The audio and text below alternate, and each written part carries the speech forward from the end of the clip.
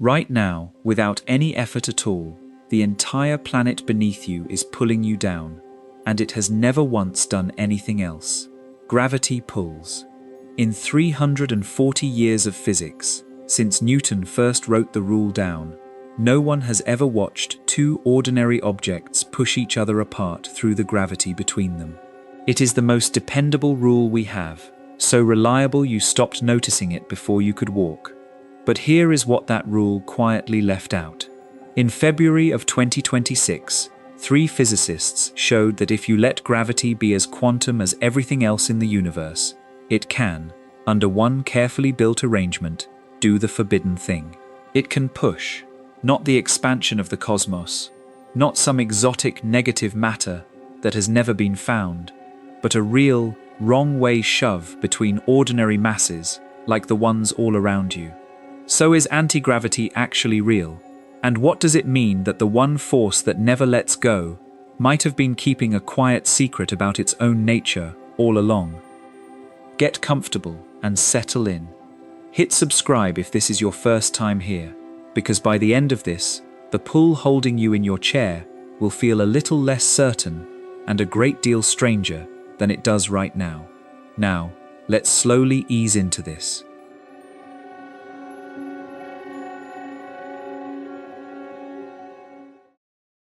Part 1. The Rule That Never Broke.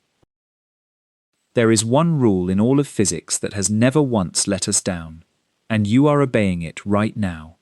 It is the reason you are sitting rather than floating, the reason the cup on the table stays on the table, the reason the ground has held every step you have ever taken. Gravity pulls. It only ever pulls.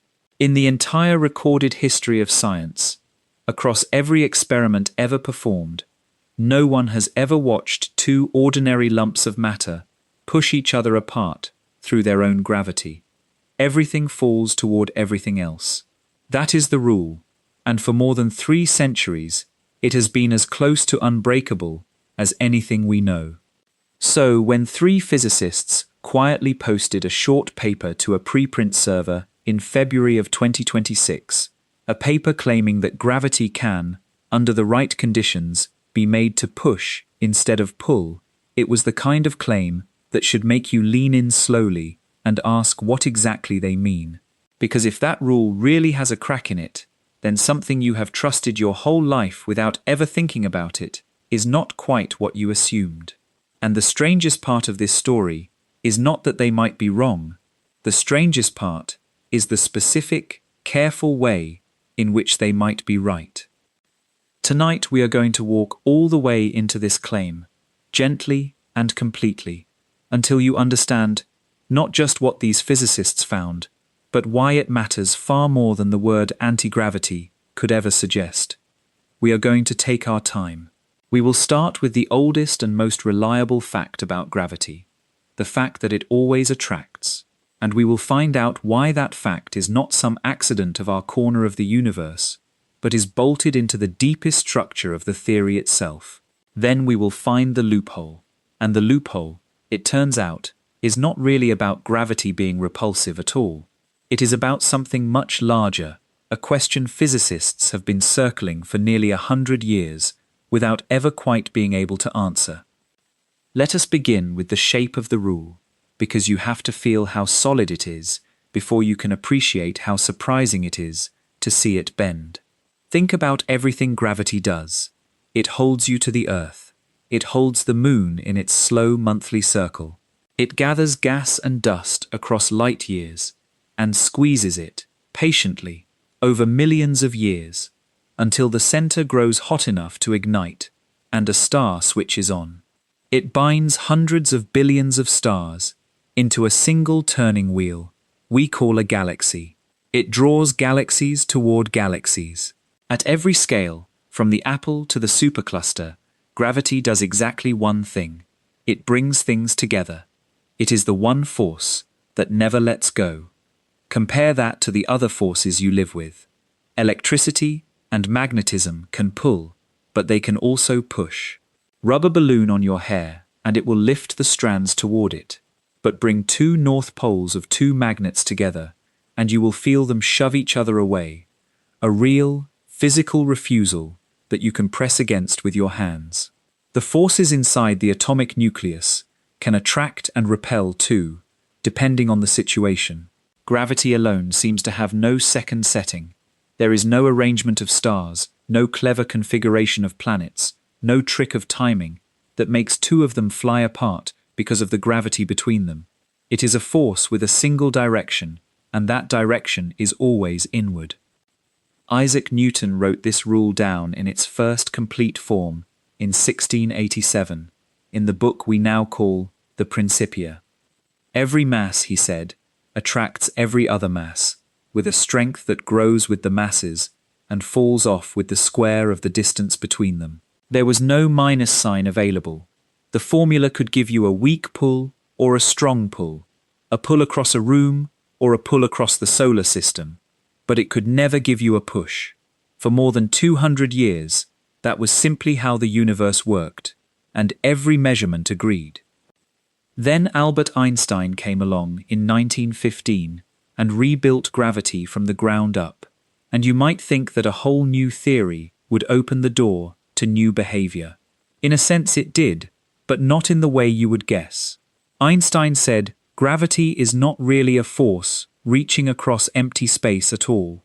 It is the shape of space and time. Massive objects bend the space-time around them, and other objects simply follow the straightest available path through that curved geometry, which from the outside looks like falling. It was a radically different picture.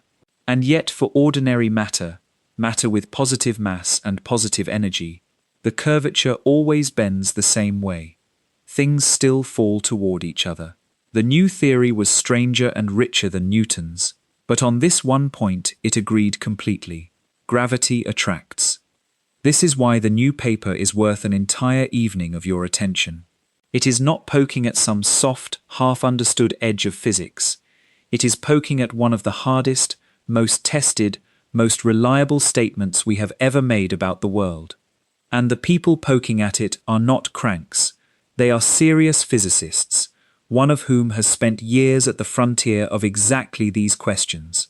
They are not claiming to have built a machine that cancels gravity. They are claiming something quieter and, once you understand it, far more unsettling. They are claiming that if you set up a single experiment in a very particular quantum way, gravity will do something it has never been seen to do. It will push a particle away. And the reason it can do that, they argue, tells us something about what gravity actually is. It is worth pausing to notice just how deeply this rule is woven into your ordinary life, because the more you look, the more of the world it quietly holds together. Every time you set a glass down and it stays, every time you climb stairs and feel the effort of lifting yourself against the pull, every time rain falls or a ball comes back down or a river runs toward the sea, you are watching the same one-directional law at work. You have never, not once, in your entire life, seen an object rise on its own because another object gently pushed it away through gravity. Water has never flowed uphill of its own accord. A dropped key has never drifted toward the ceiling. The consistency is so total that you stopped noticing it before you could walk. And that is exactly what makes a claim of repulsion so arresting. It is not a challenge to some obscure prediction at the edge of a theory.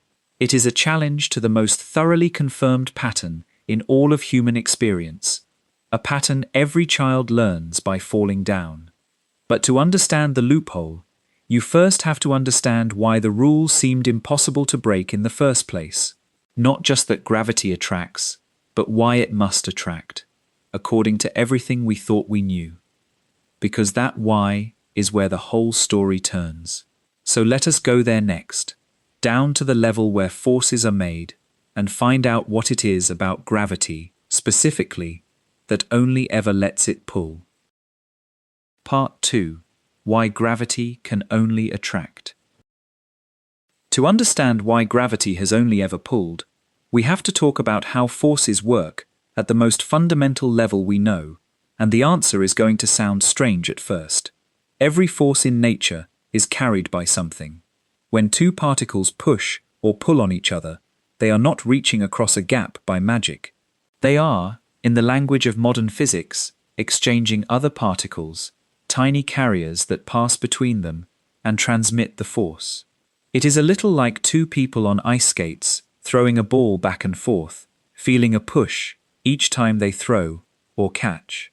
The picture is not perfect, but it captures the key idea. Forces have messengers. The messenger of electricity and magnetism is the particle of light, the photon. And here is the fact that matters for our story.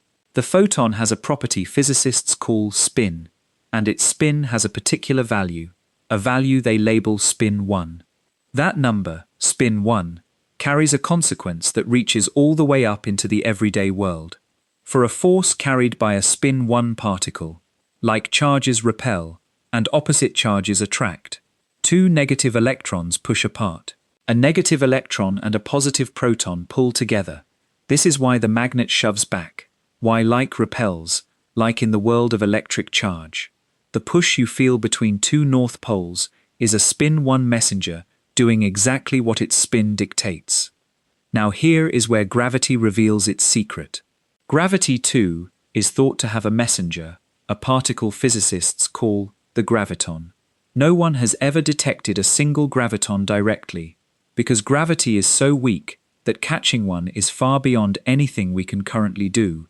But the theory that describes it is well understood in this respect. The graviton would have spin 2, and that one difference, spin 2 instead of spin 1, flips the entire rule. For a force carried by a spin 2 particle, like charges do not repel, like charges attract. Everything that carries the gravitational charge pulls toward everything else that carries it. The sign is reversed compared to electromagnetism, and it is reversed for a reason rooted in the deep mathematics of how these carrier particles behave. So the next question is obvious. What is the gravitational charge? For electricity, the charge is electric charge, and it comes in two flavors, positive and negative, which is exactly why electricity can both push and pull. You have opposites to work with. For gravity, the charge is mass, or more precisely mass and energy together, since Einstein taught us those are two faces of the same thing. And here we arrive at the fact that seals the rule shut. Mass and energy only come in one flavor. There is only positive mass. There is only positive energy. Nobody has ever found a lump of negative mass, a thing that weighs less than nothing, a substance that would fall upward. As far as every experiment has ever shown, it simply does not exist. Put those two facts together, and you can see why gravity has no choice. The messenger has spin 2, which means like charges attract. And the charge, mass and energy, only ever comes as one kind, the positive kind. So every source of gravity is a like charge to every other source of gravity. There are no opposites to create a push. Everything is the same sign, and the same sign attracts. It is not that gravity happens to pull in our experience. It is that, given a spin 2 messenger and only positive mass, gravity cannot do anything else. The rule is not a habit. It looks, from this angle, like an iron law written into the foundations. You might wonder why the spin of a messenger particle should have anything to do with whether like things attract or repel, and the honest answer is that it comes from the deep mathematics of how these fields behave, mathematics we will not try to unfold tonight. But there is a rough sense of it worth carrying. The spin of a carrier particle describes something about the pattern of the field it produces, the way that field points and twists in space. A spin 1 field, like the electric field, has a kind of directional character that makes two identical charges want to flee each other. A spin 2 field, like gravity, has a different character, a more symmetric one, that makes identical charges want to gather instead. It is not arbitrary. It is as fixed as the difference between the two numbers themselves. And because we have very good reason to believe the graviton is spin 2, we have very good reason to believe that gravity, so long as it behaves as a single ordinary field, can only gather, only attract, only pull inward. Change nothing about that spin, and you cannot get repulsion. This is why the loophole, when it comes, will not touch the spin at all. It will not turn the graviton into something else. It will do something far more cunning, leaving the spin exactly as it is, and reaching instead into the quantum rules that govern how the field can exist in more than one configuration at once. That is worth sitting with for a moment, because it changes how the new result should feel. If gravity attracted merely because we had never happened to see it do otherwise, a repulsion would be a curiosity, a new fact to file away. But that is not the situation. Gravity attracts because of the spin of its carrier and the one-sidedness of its charge, two of the most basic structural features of the theory. To make gravity push, it seems, you would need either a different messenger or a negative mass, and we have neither. This is why, for most of the last century, the phrase repulsive gravity between ordinary masses lived in the same drawer as perpetual motion. It was not merely unobserved, it looked forbidden. And notice what this means for your own body. You are made entirely of positive mass and positive energy. Every atom in you carries the gravitational charge, all of it the same sign. So every atom in you attracts every atom in the earth, and every atom in the earth attracts every atom in you, and there is no part of you, and no part of the planet, that could ever do the reverse. The pull that holds you down is not a single force from below, it is the summed attraction of an entire world of like charges, none of which has the option to push. When you feel your own weight, you are feeling the total agreement of a planet's worth of mass, every piece of it obeying the same one-directional law. There is a way to feel this in a slightly different manner that helps it stick. In electromagnetism, the two kinds of charge give the force a kind of freedom. Because there is positive and negative, the force can express itself as attraction or as repulsion, depending on what you bring together, and it can even cancel itself out completely. Take a normal atom, with its positive nucleus and its negative electrons in equal measure, and from a little distance away, the atom looks electrically neutral, its pushes and pulls balancing to almost nothing. This is why electromagnetism, though enormously stronger than gravity, does not rule the large-scale world. Its opposite charges keep cancelling, keep neutralizing, keep quieting the force down. Gravity has no such release valve. With only one kind of charge, it can never cancel and never repel. Every bit of mass adds to the pull, and nothing ever subtracts from it. That is the secret of why the weakest force is also the one that shapes galaxies. It cannot be turned off, cannot be neutralized, and over enough matter and enough time, its patient, one-directional pull always wins. So the rule is not only unbroken, it is the very reason the universe has the large-scale structure it does. So how could anyone possibly find a loophole in something this tightly closed? That is the puzzle. If the spin is fixed and the charge only comes one way, where is the crack? The answer, when it comes, will not touch the spin, and it will not conjure a negative mass. It will come from an entirely different part of physics, a part that has nothing obviously to do with gravity at all. It will come from the strange rules that govern the very small. But before we get there, we have to be honest about something, because the rule that gravity always attracts is, in fact, not quite as total as I have made it sound. There are a few footnotes to it already, written long before this new paper, and we need to look at those footnotes carefully, because they will tell us exactly what kind of repulsion would truly be new, and what kind would only be old news dressed up. Part 3. The Honest Asterisks. Before we go hunting for the loophole, honesty requires a pause, because if you have read a little about cosmology, you may already be forming an objection. You may be thinking that gravity does not only attract, that in fact, the universe is full of a kind of pushing, and you would not be entirely wrong. There are a few genuine footnotes to the rule that gravity always pulls, and we need to lay them out carefully, because understanding what they are and what they are not is the only way to see clearly what the new paper is actually claiming.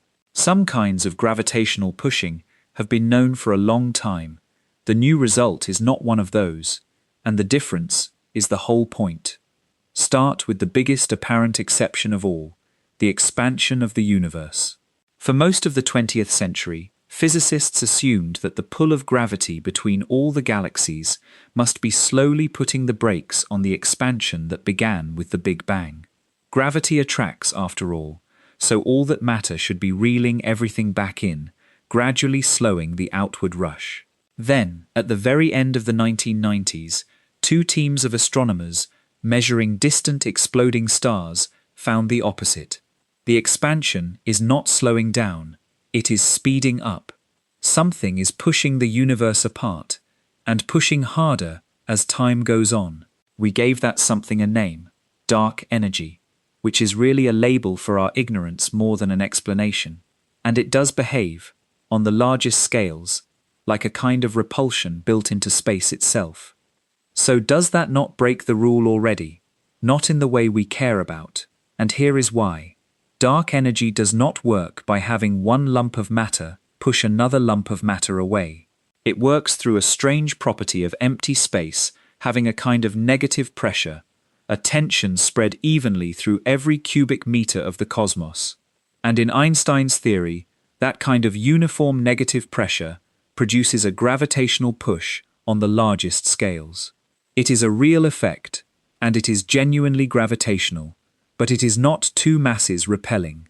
There are no two objects flying apart from each other because of the gravity between them. There is only the whole of space gently inflating because of what fills it. The same is true of cosmic inflation, the even more dramatic burst of expansion thought to have happened in the first tiny fraction of a second after the Big Bang. That too was a push from a peculiar state of a field filling space, not a shove between masses. The discovery of that cosmic acceleration is worth dwelling on for a moment, because it shows how carefully physicists distinguish the kinds of pushing gravity can do. When the two teams of astronomers reported, at the very end of the 1990s, that the distant exploding stars they were tracking were dimmer and farther away than a slowing universe could explain, the result was so unexpected that they spent a long time trying to find the mistake in it before they trusted what it was telling them. The expansion was accelerating. Something was overpowering the collective inward pull of all the matter in the cosmos and driving everything apart faster and faster. This was one of the great surprises in the history of astronomy, and it earned a Nobel Prize. And yet, even as they accepted it, physicists were careful to describe it correctly. They did not say that galaxies had begun to repel each other. They said that space itself was being stretched by a property of the vacuum, a pressure spread through all of emptiness. The galaxies are not pushing on one another. They are being carried apart on a swelling tide of space. It is a crucial distinction, and it is exactly the distinction the new paper cares about, because the paper is not claiming a property of empty space. It is claiming a push between two solid objects, which is a different and much more forbidden thing. There is a second footnote, more hypothetical, and it takes us back to 1957, when the physicist Hermann Bondi sat down and asked a simple question. What would happen, mathematically, if negative mass did exist? What if you had a lump of stuff that weighed less than nothing? He worked out the answer, and it is genuinely bizarre. Negative mass would fall upward in a gravitational field. Push on it, and it would accelerate toward you instead of away. And crucially, a negative mass and a positive mass placed near each other would do something no ordinary pair ever does. The positive mass would attract the negative one, but the negative one would repel the positive one, and the strange result is that the pair would chase each other across space, accelerating forever in the same direction without any outside push. It is a wonderful piece of theoretical mischief. But it is only mischief, because in the 70 years since Bondi wrote it down, no one has ever found a scrap of negative mass anywhere in the universe. It remains a what-if, an exploration of a rule that reality does not seem to use. While we are clearing away misconceptions, let us handle one more that comes up constantly: the idea that antimatter might fall upward. Antimatter is real, unlike negative mass. Every particle has an antiparticle, a kind of mirror twin with opposite electric charge, and when the two meet, they annihilate in a flash of energy. It is easy to guess that antimatter, being the opposite of matter in so many ways, might also be the gravitational opposite, might fall up instead of down. For decades, this was genuinely an open question, because antimatter is so hard to make and hold that no one had ever watched it fall. Then, in 2023, at the laboratory at CERN, physicists finally trapped atoms of antihydrogen, let them go, and watched. The antimatter fell down. It fell just like ordinary matter, pulled by gravity in exactly the ordinary way. So that door too is closed. Antimatter is not anti-gravity. Now you can see the shape of what would actually be new, and it is a sharp, specific shape. Cosmic expansion is a push from the pressure of space itself, not from masses repelling. Negative mass would repel, but it does not exist. Antimatter falls down like everything else. Every known route to gravitational pushing either involves the whole universe rather than two objects, or involves a kind of matter we have never found. What no one has ever seen, and what the theory seems to forbid, is the thing that would really matter. Two ordinary, positive, everyday masses, made of the same stuff as you and the table, pushing each other apart through the gravity between them. That is the prize. That is the rule with no footnote, the rule that looks truly unbreakable. It is worth lingering on the negative mass idea a moment longer, because Bondi's little thought experiment reveals just how carefully nature seems to avoid giving gravity a second setting. When Bondi worked out the behavior of a positive mass and a negative mass placed side by side, he found that the pair would begin to accelerate together, endlessly, in the same direction, a runaway that would gain speed forever, without any fuel, without anything pushing from outside. On its face, that looks like it should violate the conservation of momentum, the deep law that says motion cannot simply appear from nowhere. But it does not in fact break that law, because the negative mass carries negative momentum, and the books balance even as the strange pair races off into the distance. It is a genuinely consistent piece of physics, fully allowed by the equations. And yet nature, as far as we can tell, has simply declined to stock the shelves with negative mass. The equations permit it, the universe withholds it. That pattern, of the mathematics allowing something and reality quietly refusing to provide it, is one you meet again and again at the edge of physics, and it is worth keeping in mind, because the new paper does the opposite. It does not ask for any exotic ingredient the universe has withheld. It uses only ordinary positive matter, and the quantum rules we already know are real. And that is exactly what the new paper claims to reach. Not the expansion of the universe, not negative mass, not antimatter. Real repulsion between ordinary masses, coaxed out by a trick that has nothing to do with any of these old exceptions. To find where such a trick could possibly hide, we have to leave the world of stars and cosmic pressure entirely, and turn toward the other great theory of physics, the theory of the very small. Because the loophole does not live in gravity's footnotes. It lives in the collision between gravity and the quantum world, and that collision is the deepest unsolved problem we have. Part 4. 2 rulebooks that will not close. To find the loophole, we have to talk about the single largest crack running through all of modern physics, a crack that has nothing to do with repulsion and everything to do with why this new paper set physicists talking. We have 2 supreme theories of how the world works. Both are triumphs. Both have passed every test we have ever devised, some of them to a precision that is hard to put into words, and they do not fit together. They contradict each other at the foundations, and no one, in nearly 100 years of trying, has managed to make them agree. Gravity sits right at the center of that contradiction. which is why a strange result about gravity is really a message from the fault line. On one side stands quantum mechanics, the theory of the very small. It governs atoms, particles, and the forces between them, and it is gloriously weird. In the quantum world, a single particle does not have to be in one place. It can be in a superposition, a genuine combination of being here and being there at the same time. Not because we are ignorant of where it really is, but because here and there are both true until something forces a choice. Particles behave like spread-out waves that can overlap and interfere, adding up in some places and cancelling in others. Two particles can become entangled, their fates linked so tightly that measuring one instantly tells you about the other, no matter how far apart they are. None of this matches everyday intuition, and yet quantum mechanics is possibly the most precisely tested theory in the history of science. The chip in your phone works because we understand these rules exactly. On the other side stands Einstein's general relativity, the theory of the very large and the very heavy.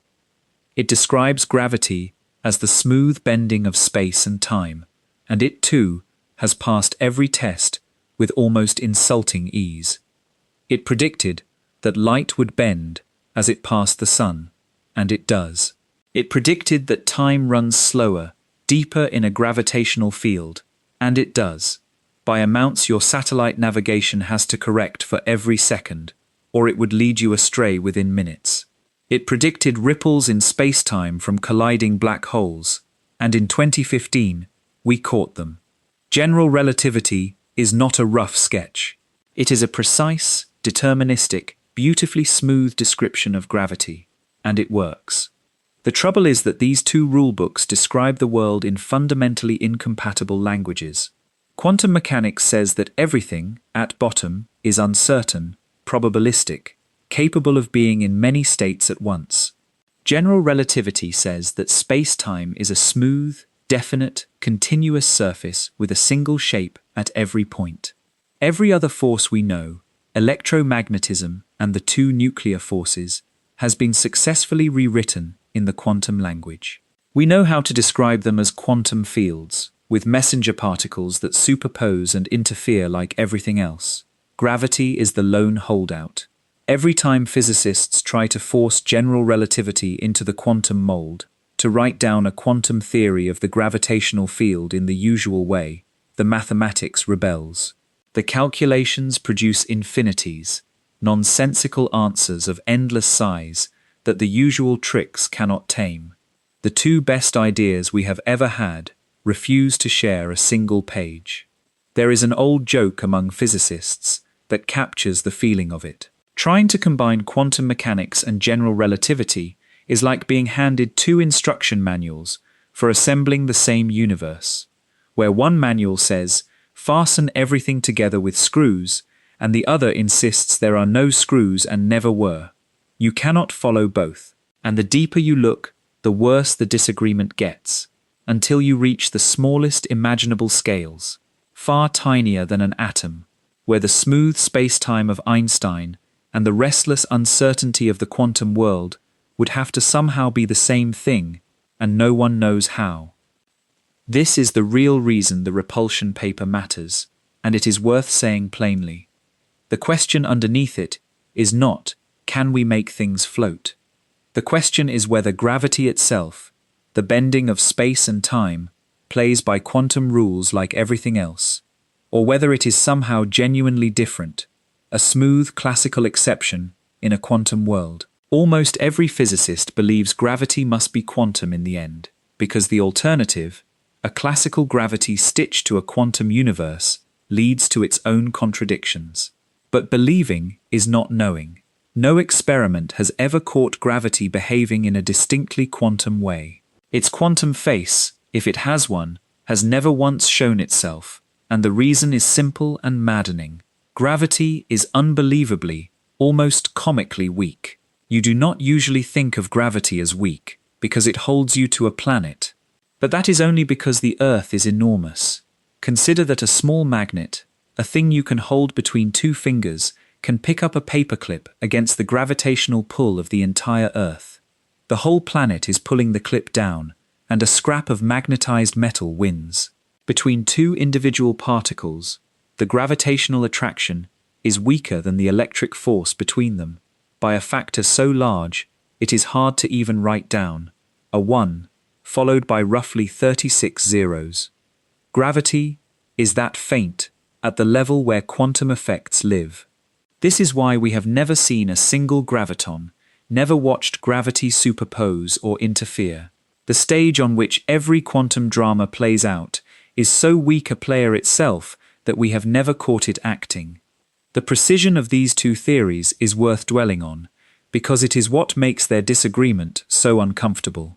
When physicists test the predictions of quantum mechanics for the magnetic behavior of a single electron, the theory and the measurement agree to something like 12 decimal places, a level of accuracy that would be like measuring the distance from one coast of a continent to the other, and being wrong by less than the width of a human hair. General relativity, for its part, correctly predicted a tiny wobble in the orbit of Mercury that had puzzled astronomers for decades, and it did so exactly, accounting for a drift of the planet's path that Newton's gravity could not explain. It told us that clocks on satellites high above the Earth would run faster than clocks on the ground, and they do, by just the amount predicted, a difference your navigation device is correct for constantly. Two theories, each verified to a precision that beggars belief, each one apparently a perfect description of its own domain, and they cannot both be the final truth, because at the foundations they say incompatible things about what the world is made of. It is not that one is a rough draft awaiting the other. It is that both are nearly flawless, and still they will not close. So this is the standoff. Two flawless theories that contradict each other, with gravity on the fault line, and the one force we cannot confirm is quantum, precisely because it is too weak to show us. For decades, physicists assumed that settling the question would require energies found only inside black holes or at the birth of the universe, conditions no laboratory could ever reach. It seemed hopeless. And then, in the last few years, a handful of physicists realized that assumption might be wrong, that you might be able to catch gravity in a quantum act on a tabletop, in a room, with the right impossibly delicate experiment. That realization is where our loophole finally begins to open. So let us go and see what they dreamed up.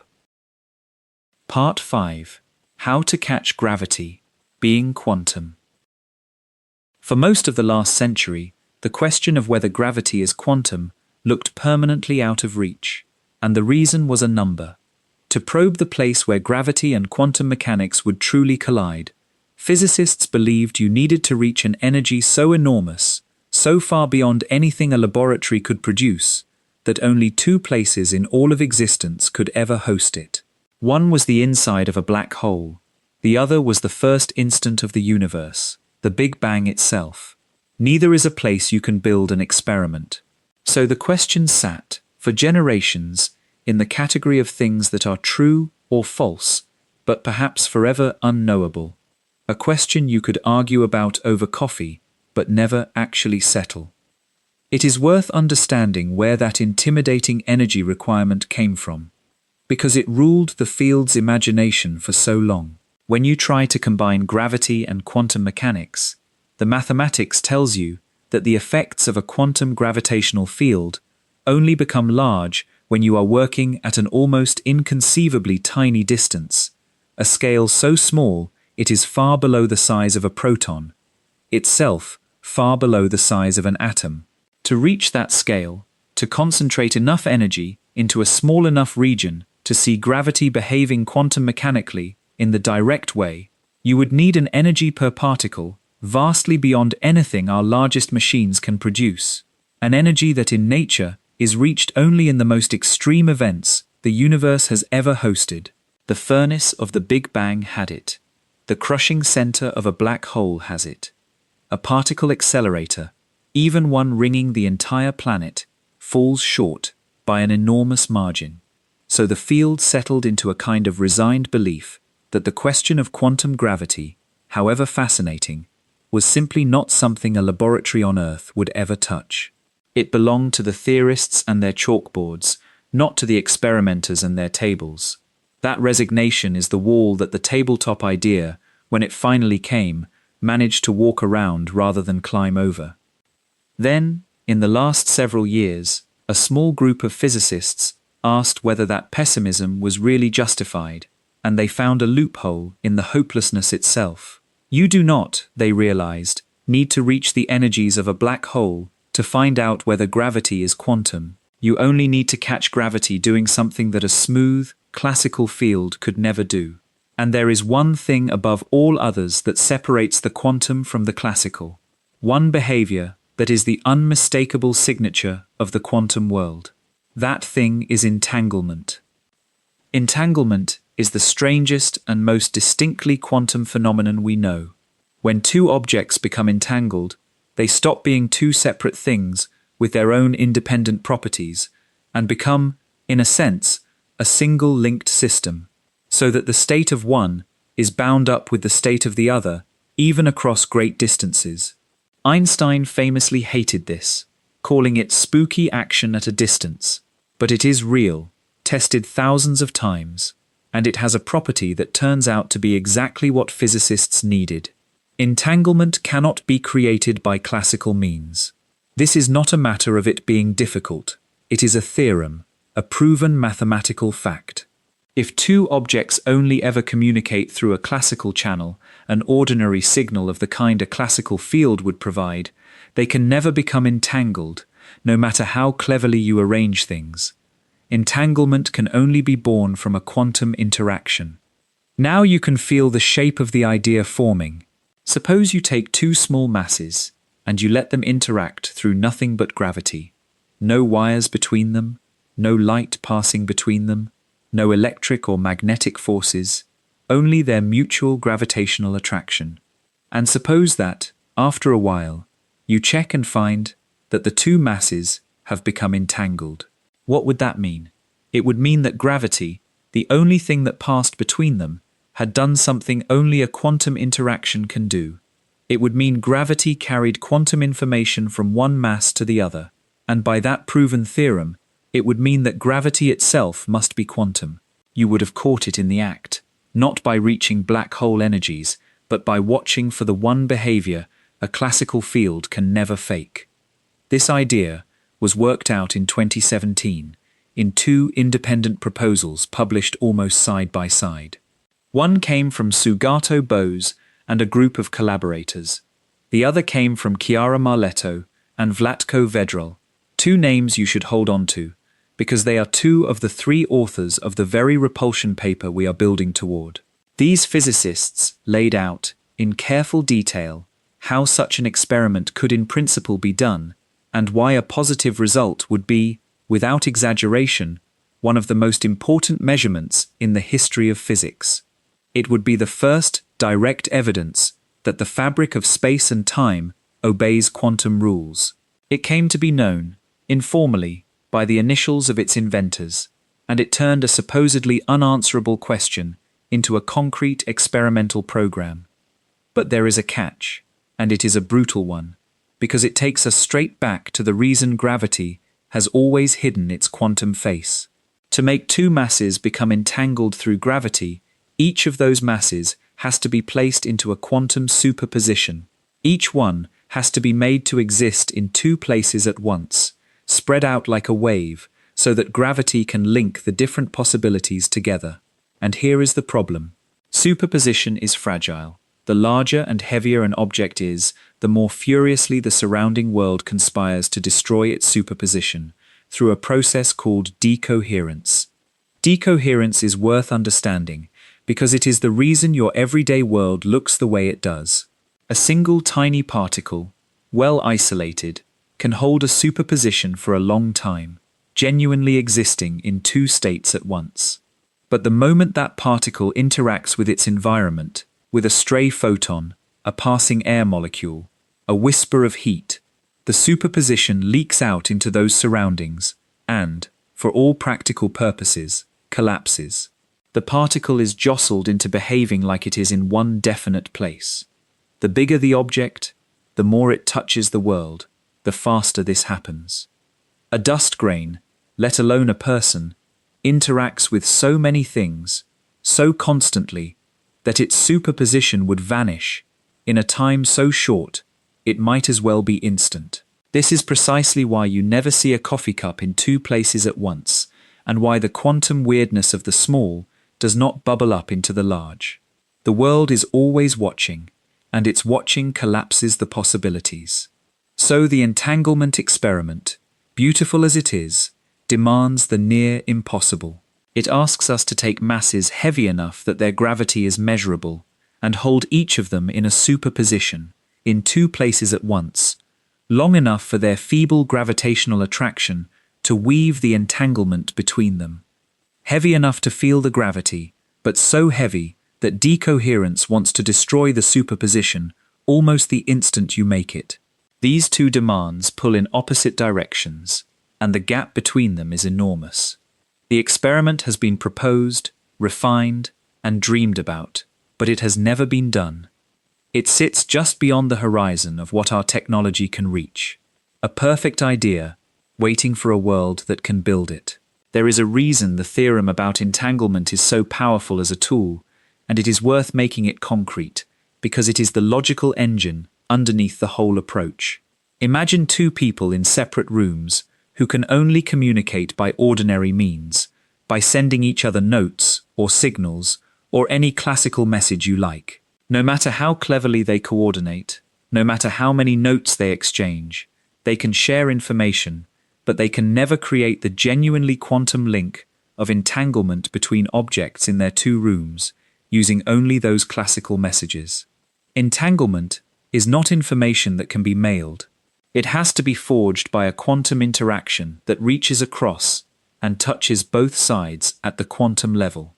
So if you set two masses in their two rooms, forbid every classical channel between them, allow only gravity to pass, and then discover that they have become entangled, you have caught gravity doing the one thing a mailed message can never do.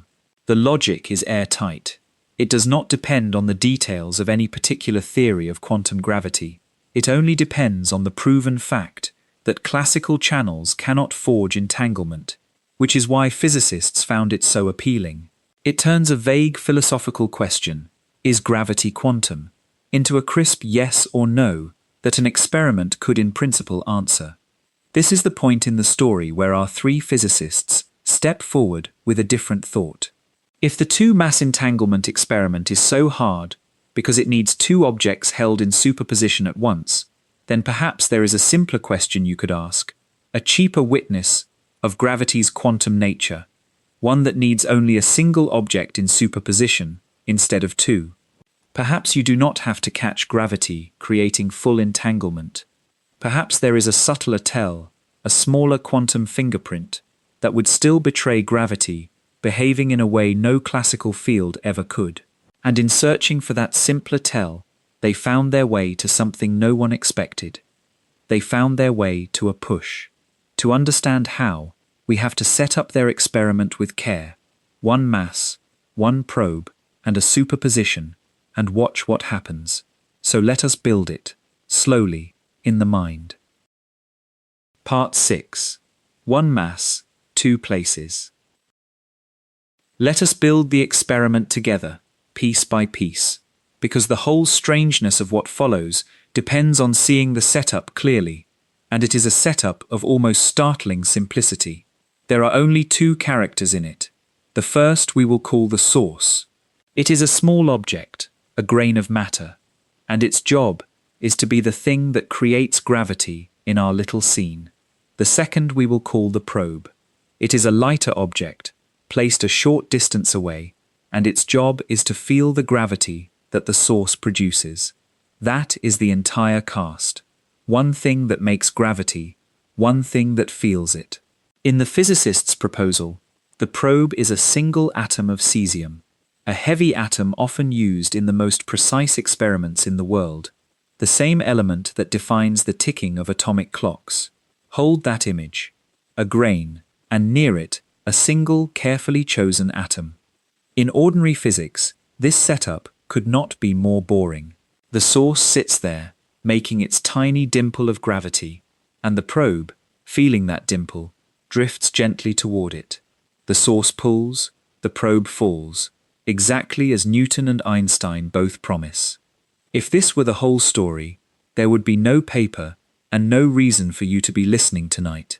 But we are not going to leave the source sitting in one place. We are going to do the one thing that changes everything. We are going to put the source into a quantum superposition. Here is what that means, and it is worth slowing down for, because superposition is the hinge on which this entire result turns. We are going to prepare the source so that it is not in one location, but in two at once. Call them the left position and the right position, a small distance apart. The source is not rapidly jumping between them. It is not secretly in one of them, while we remain ignorant of which. It is, in the full quantum sense, genuinely in both, spread across the two like a wave that has two crests, until something measures it and forces a choice. The left version and the right version of the source both exist, both real, both contributing to the world. This is the same kind of superposition that lets a single particle pass through two slits at once in the famous double-slit experiment. Only now we are imagining it for a small grain of matter with enough mass to make a whisper of gravity. Now put the probe back into the picture, the single cesium atom, sitting off to one side, waiting to feel the source's gravity. And ask yourself the crucial question. If the source is in two places at once, in a superposition of left and right, what gravity does the probe feel? This is where intuition starts to strain, and that straining is exactly what we want, because it is the feeling of standing right at the edge of the quantum world. Imagine you are the probe. You are floating in the dark, and somewhere near you is the source, the grain of matter that makes gravity. But the source has been placed in its strange double state, existing both to your left and to your right at the same time. From the version of the source on your left, you feel a gentle tug, a soft pull leftward, drawing you toward that possibility. And from the version of the source on your right, you feel an equally gentle tug the other way, a soft pull rightward, drawing you toward that one. Both pulls are present, both are real. The source is pulling you toward the left and toward the right at once, because it is on the left and on the right at once. Hold yourself there, in that moment, feeling two gentle hands reaching from two directions, and ask what should happen to you. Which way do you go? Your instinct, and it is a good instinct, says the answer is obvious. If something is pulling you left and pulling you right with equal strength, the two pulls should partly cancel, and whatever is left over should draw you toward the middle, toward the average of the two positions, straight into the center between the left source and the right source. That is what would happen with two ordinary pulls. Two ropes tied to you, one pulling each way with equal force, leave you drifting toward the point between them. It is the most natural expectation in the world. The superposed source, smeared between left and right, should pull you gently toward its center. That is what classical thinking predicts, and it is a completely reasonable prediction. Notice how careful we are being here, because this is the setup for everything.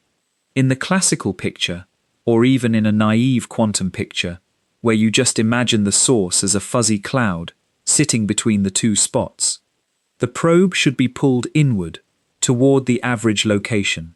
There is no room in that picture for the probe to be pushed away. The source is made of positive mass in both of its positions. Both positions pulls toward 2 points average to a pull toward the middle. Everything we established in the first half of tonight, the spin 2 messenger, the only positive mass, the iron rule that gravity attracts, all of it says the probe must move inward. It must fall toward the superposed source, just as it would fall toward any other lump of matter. To make sure the superposition of the source feels as real as it should, let us connect it to the most famous experiment in all of quantum physics, the double slit. When you send a single particle, an electron say, toward a barrier with two narrow slits in it, and there is nothing watching which slit it goes through, the particle does not choose. It goes through both.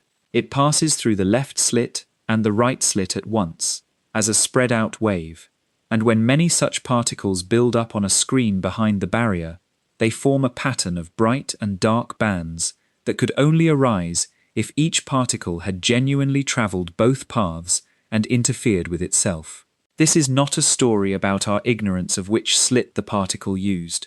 If you set up a detector to catch which slit it really went through, the two-path behavior vanishes and the bands disappear. The particle only travels both ways when no one is looking, when it is allowed to remain in superposition. That is the exact same kind of two-placeness we are asking of the source. The grain of matter, on the left and on the right at once, is doing with its position what the electron does with its two slits, existing as a single object spread across two possibilities, both of them real until a measurement forces a choice. And this is the precise spot where the new paper does something that made physicists sit up. Because the authors did the full calculation, the honest quantum calculation, not the naive picture of a fuzzy cloud, but the real mathematics of a source genuinely in superposition, interacting gravitationally with a probe, and then measured in a particular way. And what the mathematics said is that, under the right conditions, the probe does not drift toward the middle. The probe moves the other way. It recoils. It is pushed outward, away from the superposed source, as though the two gentle inward pulls had somehow combined into a single outward shove. The one force that only ever attracts, arranged in this one quantum way, pushes. I want to leave you suspended here for a moment, right at the edge of that reversal, because the feeling of it matters more than any equation. We have built a setup where every rule we know says the probe should fall inward, and the honest quantum calculation says it flies outward. Something in the transition from one source to a superposed source has flipped the sign of gravity, not cancelled it, flipped it. Attraction has become repulsion. In the next part, we are going to watch that reversal happen and sit with how genuinely wrong it feels, before we allow ourselves to ask the question that surely just formed in your mind, the question of whether this can possibly be real, or whether the universe is somehow cheating. Part 7. The moment it pushes the wrong way. Let us return to the probe, and this time, let us not look away from the moment of reversal. We have the source in its superposition, existing on the left and on the right at once. We have the probe, our single cesium atom, floating nearby, feeling the pull from both possibilities. And everything we know says it should ease toward the center, toward the average of the two positions. Watch what actually happens instead. You are floating in the dark, feeling the two soft pulls, one from the left, one from the right, and you are braced, quite reasonably, to drift toward the middle. You wait for that inward motion to begin, and it does not come. Instead, slowly, unmistakably, you feel yourself moving the other way. You are drifting outward, away from the superposed source, away from the space between its two positions, as if the two gentle hands that were pulling you inward had, without any warning, turned and pressed you outward instead. There was no third force. Nothing pushed you.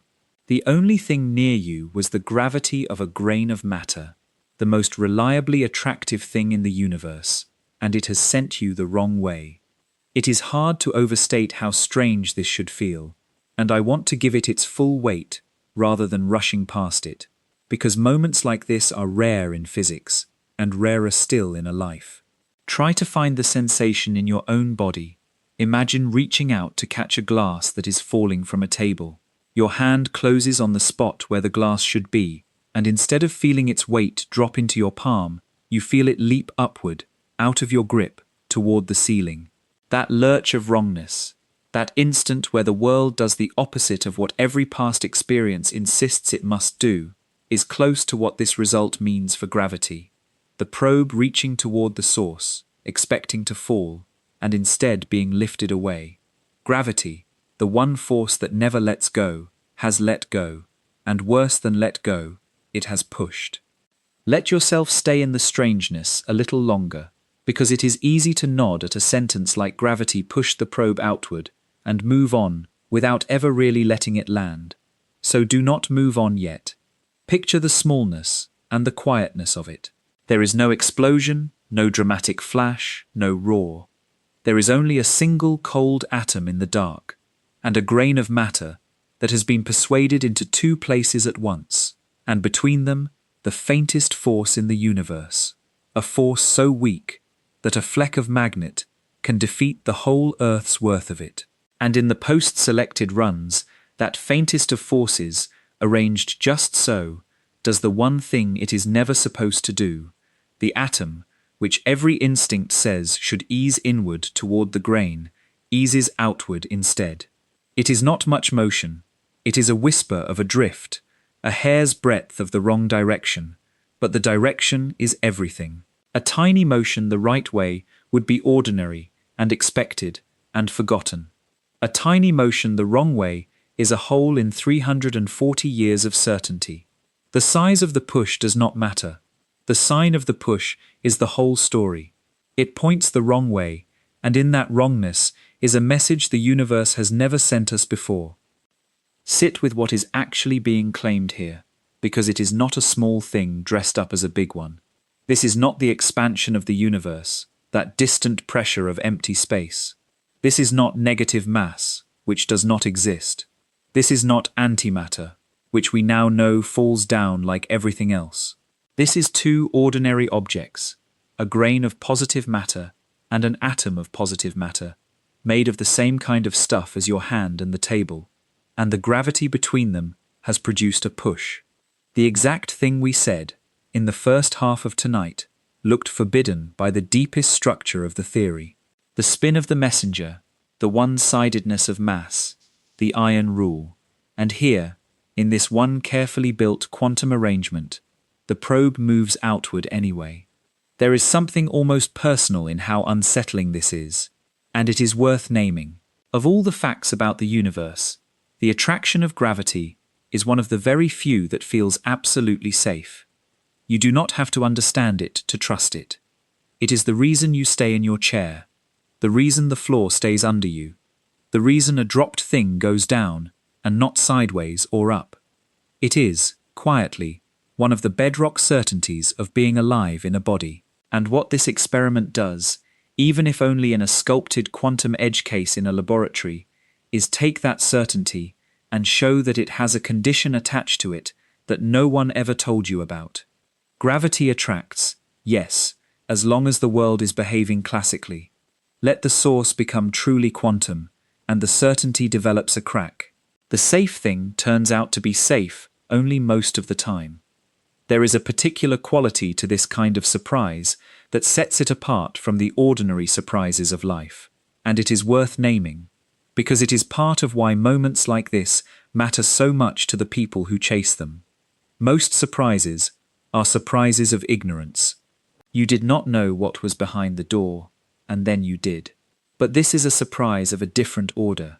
It is a surprise that pushes against something you did not merely believe, but assumed so completely that you never even formed it into a belief you could doubt. No one walks around consciously trusting that gravity attracts. It sits far below conscious trust, in the same place as the assumption that the floor will be there when you put your foot down. To have something at that level turn out to have an exception is not like learning a new fact. It is like discovering a hidden hinge in a wall you were certain was solid. And the people who spend their lives at the edge of physics do it, in large part, for exactly this feeling, the rare and disorienting joy of watching a bedrock certainty reveal that it was standing on a question all along. Now, at exactly this moment, if you have been following closely, an objection should be rising in you, and it is the right objection, the one every good physicist raised the instant they read this paper. It should feel like a protest. Wait, you should be thinking, this cannot be right. You cannot just get a push out of nothing. If the probe is pushed outward, something has to have pushed it, and if gravity is pushing it outward here, then where did that go? Are we not creating a force from nowhere? Are we not breaking some law far more sacred than the mere rule that gravity attracts? The law that says you cannot get something for nothing, that momentum and energy must be conserved, that the books must always balance in the end. That protest is not only reasonable, it is correct to raise it, and the honest answer to it is the key that unlocks the entire result.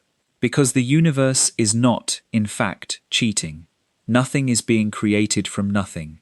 No sacred conservation law is being broken, and yet the push is real. Both of those things are true at once, and the way they are both true is one of the subtlest and most beautiful ideas in quantum mechanics. An idea about what happens when you do not just perform an experiment, but carefully select which results you keep. We are not yet ready to say whether this push proves that gravity is quantum. We have only seen the strange thing happen. To understand it, and to understand why it might be a message about the deepest nature of gravity, we have to look closely at the trick hidden inside the measurement, the trick that makes a wrong-way push appear without breaking a single law. So let us take the objection seriously and answer it fully. Part 8. Doesn't this break a law? The objection deserves a real answer, so let us give it one. And the answer begins with a single word that changes everything. That word is average. When the physicists say the probe is repelled, they do not mean that if you run this experiment over and over, the probe flies outward every single time. That is not what happens, and if it were, they really would be in trouble with the conservation laws. What actually happens is more subtle and far more interesting. If you run the experiment many times, and you average over all of the outcomes, every run included, you get back exactly what ordinary physics demands. On average, the probe is attracted toward the source, drawn toward the average of its two positions, just as Newton and Einstein would insist. Over the full ensemble of runs, gravity attracts, momentum is conserved, and nothing strange has happened at all. So where does the push live? It lives in a special subset of the runs. It lives in the ones you select. And this is the heart of the matter, the idea called post-selection. Here is how it works. In each run of the experiment, after the source and probe have interacted gravitationally, you perform a measurement on the source, the object that was in superposition. That measurement can come out in different ways. And what the physicists do is keep only the runs in which that final measurement gives a particular result, throwing the others aside. When you look only at that carefully chosen subset, only at the runs that passed your filter, and you ask how the probe moved in those runs, you find the repulsion. In the selected runs, the probe went the wrong way. This might sound, at first, like a cheat of a different kind. You might think, well, of course you can find repulsion if you are allowed to throw away all the runs where the probe did the normal thing and keep only the weird ones. But it is not a cheat, and understanding why is important. You are not discarding runs based on how the probe moved. You are discarding them based on the measurement of the source, a separate object. You set your filter on the source, and then, only afterward, you look at what the probe did in the runs that passed. And what you find is that this innocent-looking selection on the source is correlated with genuinely strange behavior in the probe.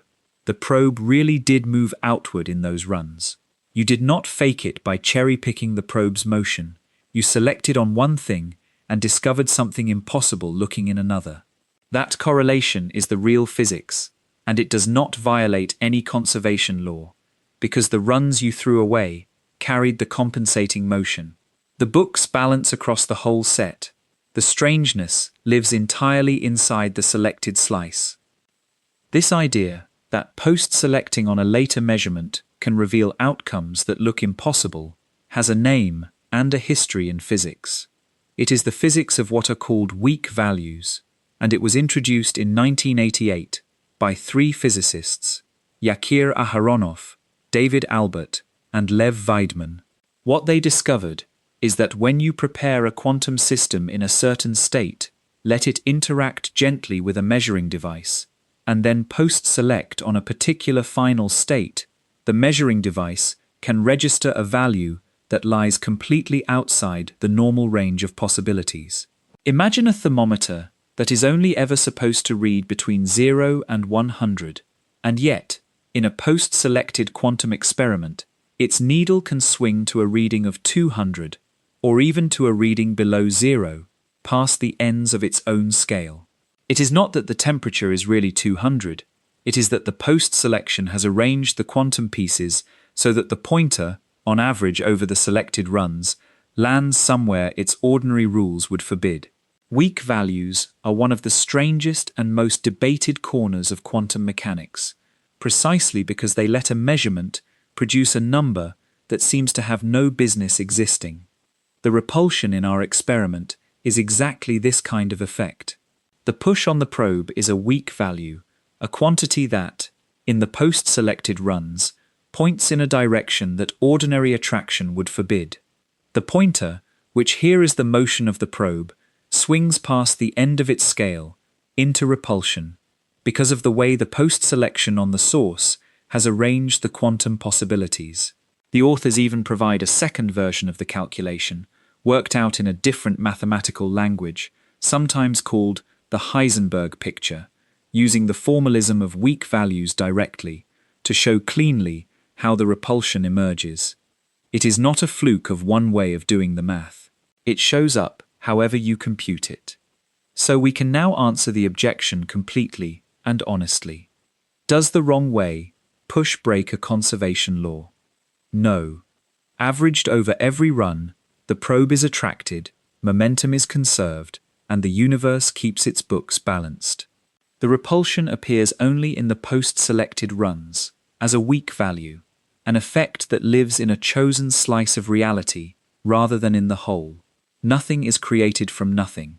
The push is real, but it is a real feature of a carefully selected quantum subset, not a new force pumping momentum into the world from nowhere. The universe is not cheating. It is doing something far more interesting than cheating.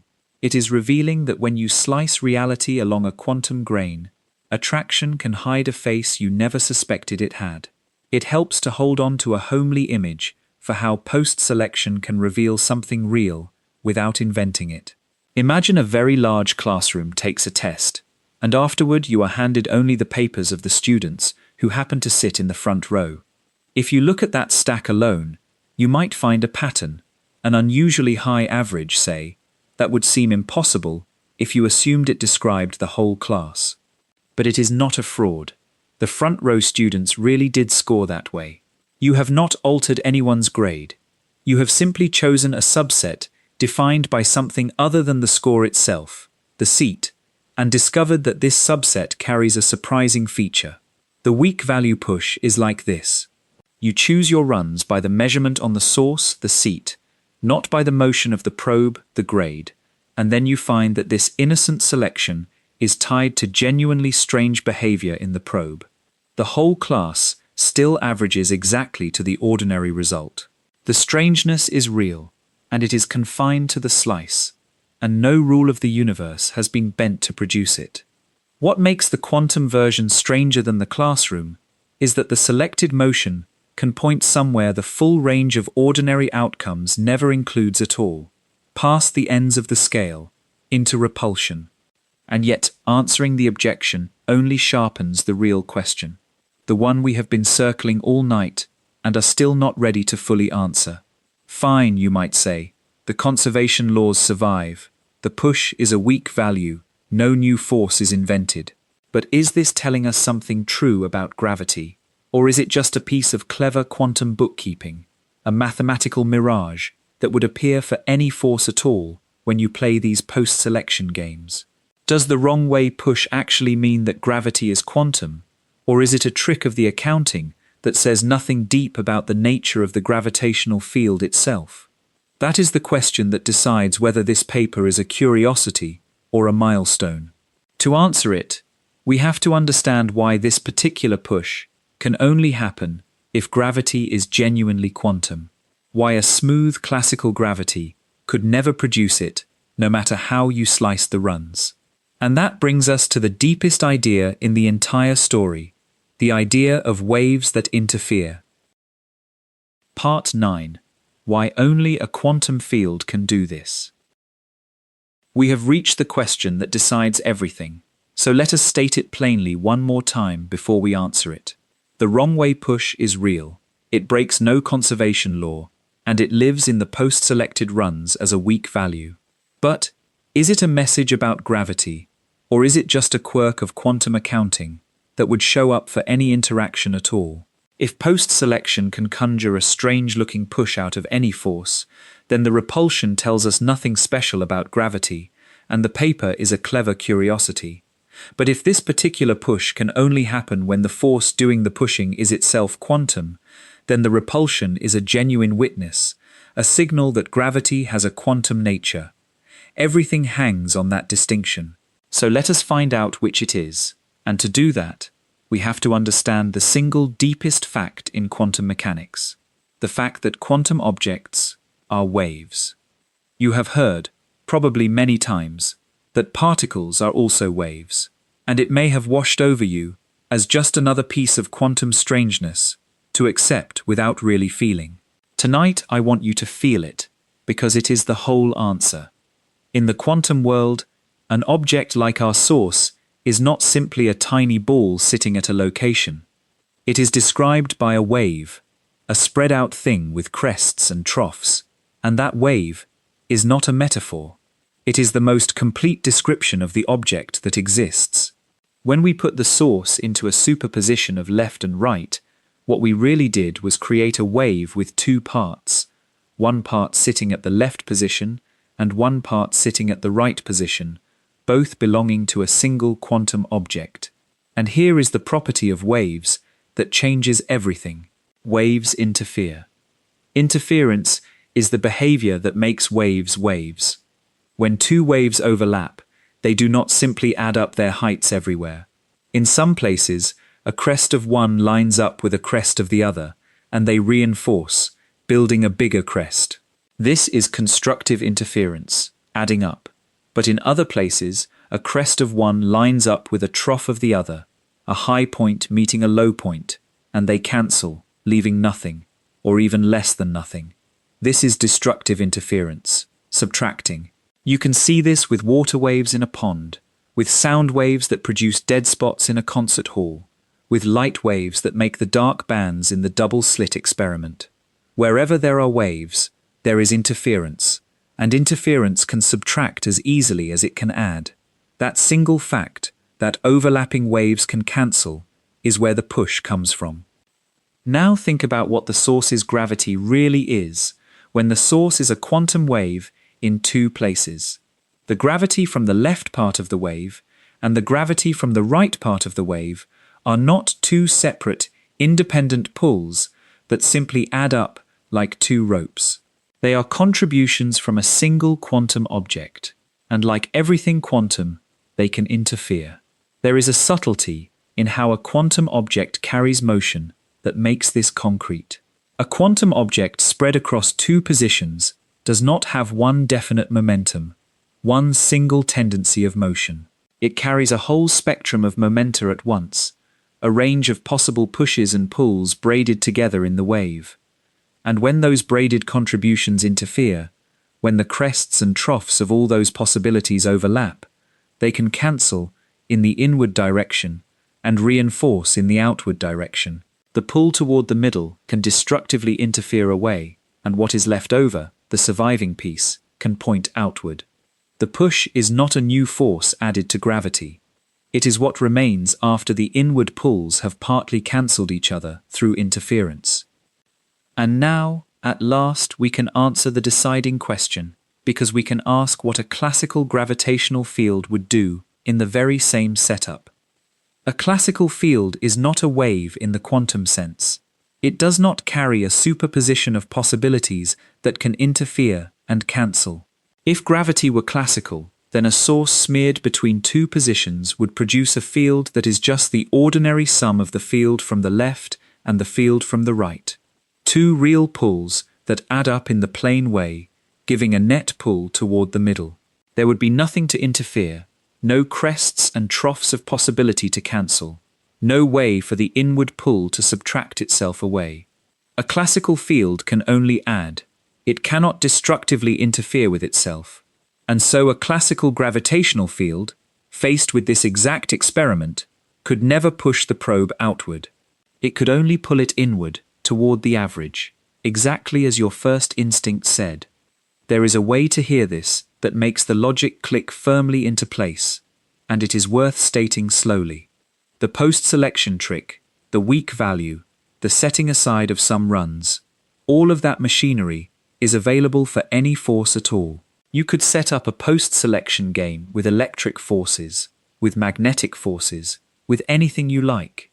So the objection that this is just quantum bookkeeping would be fair if the push were something post-selection alone could manufacture. But it is not. The push requires two ingredients working together. It requires the post-selection, yes, but it also requires that the field itself be able to superpose and interfere, that it be quantum. Take away the post-selection, and the effect disappears into the average. Take away the quantum nature of the field, and the effect also disappears, because a classical field has no waves to cancel. You need both.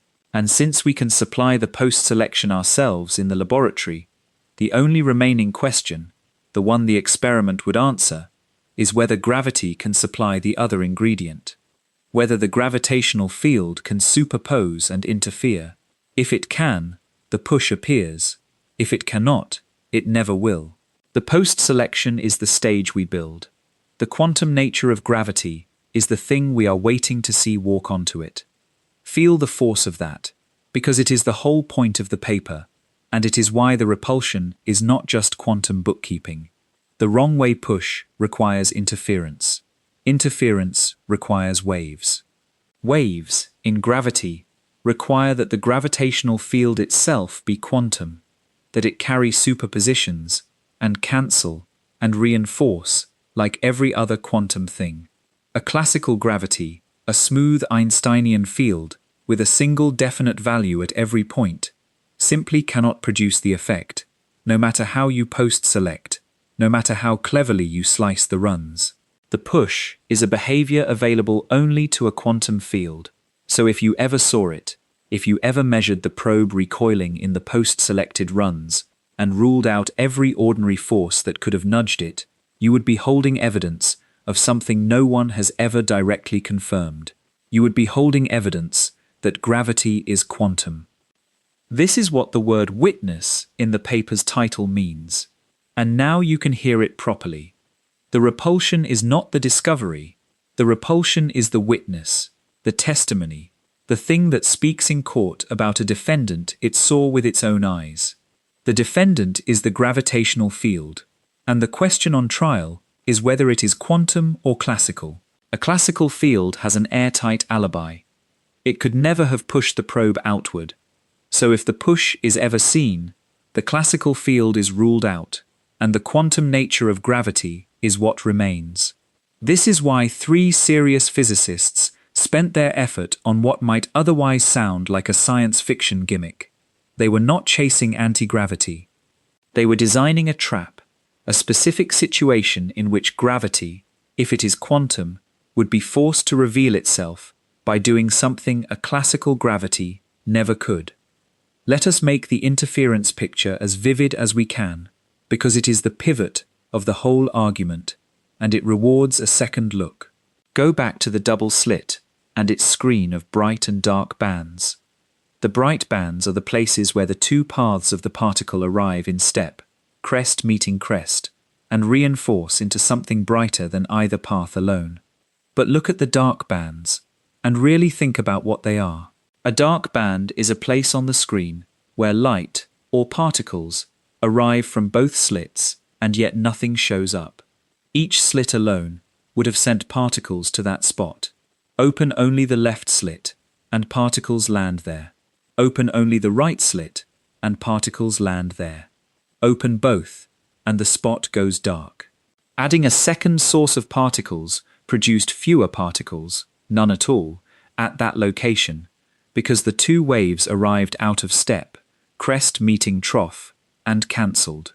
This is the everyday miracle of interference, and once you have seen it, the wrong way push stops sounding like magic. The probe sitting in the dark band of gravity is the probe finding that the pull from the left possibility and the pull from the right possibility have cancelled in the inward direction, leaving only an outward remainder. Light plus light can equal darkness. Pull plus pull can equal a push. Both are the same wave logic, and both are possible only because the thing doing the interfering is quantum. I have to keep one promise of honesty, though, and hold the verdict open, because we are describing a proposal, not a completed measurement. No one has yet seen this push in a laboratory. What the physicists have done is prove on paper that the push would appear if gravity is quantum and could not appear if it is classical, and then work out what it would take to actually look. The witness has been identified and prepared to testify. The witness has not yet taken the stand, and whether it ever will is a question of numbers, of masses and distances, and the merciless weakness of gravity, numbers so daunting that they deserve their own honest reckoning. But before we count the cost, it is worth stepping back into a quieter room and remembering all the other times human beings dreamed of bending gravity to their will, and how differently those dreams went, because the contrast will tell us exactly what kind of thing this new result really is. Part 10. The Graveyard of Anti-Gravity. Let us step out of the laboratory for a while, into a slower and stranger place, because the word anti-gravity has a long history, and almost all of it is a history of disappointment. Before we can understand what this new result is, it helps to walk through the museum of what it is not, the quiet rooms, full of failed dreams of switching gravity off. It is a melancholy tour, but a gentle one, and there is something to learn in every exhibit. Picture a long, dim hall, the kind of half-forgotten museum where the light is low and the display cases have gathered a little dust. In the first room stands a plaque from 1948, telling the story of a wealthy American businessman named Roger Babson. Babson had made a fortune, but he carried a grief. His sister had drowned when they were young, and in his mind he blamed gravity itself, the force that pulled her down beneath the water. So he founded an organization devoted to defeating it, the Gravity Research Foundation, whose original hope was to find some material or some device that could shield against gravity, block it the way a metal cage blocks electricity. Imagine a sheet you could lay down that would let objects above it float free. It is a beautiful, human, sorrowful idea, born of loss, and it went nowhere, because there is no known way to shield gravity. Gravity is not like electricity, which has two kinds of charge you can use to cancel it. Gravity has only the one, only attraction, and nothing blocks it. The foundation eventually turned to funding serious essays on gravitation, some of them by great physicists, but its founding dream, the shield, never came to be. Walk to the next room. Here the exhibit is a set of strange metal shapes, capacitors, and charged plates from the experiments of a man named Thomas Townsend Brown, beginning in the 1920s. Brown noticed that when he charged certain devices to very high voltages, they seemed to produce a thrust, a push in a particular direction, and he became convinced he had found a link between electricity and gravity, a kind of electric anti-gravity he called by grand names. For decades this idea drew believers, the notion that with enough voltage you could make a craft that pushed against gravity itself. But when careful experimenters examined it, the mystery dissolved into something ordinary. The thrust was not gravitational at all. It was the device pushing on the air around it, flinging charged air molecules away and recoiling from them, an effect sometimes called ion wind. Take the same device and put it in a vacuum, where there is no air to push against, and almost all of the thrust vanishes. It was never touching gravity. It was only stirring the room. The third room is the saddest, because it came so close to looking real. In the 1990s, a researcher named Eugene Podkletnov claimed that a spinning disk made of a superconductor, a material that carries electricity without resistance when it is very cold, could partially shield gravity.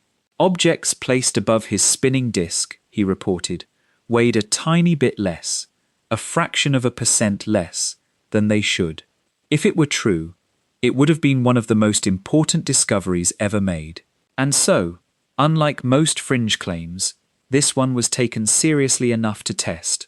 Other laboratories tried to reproduce it. A team funded by the American Space Agency attempted to build the apparatus and look for the effect, and no one could ever find it. The weight reduction did not appear when others looked.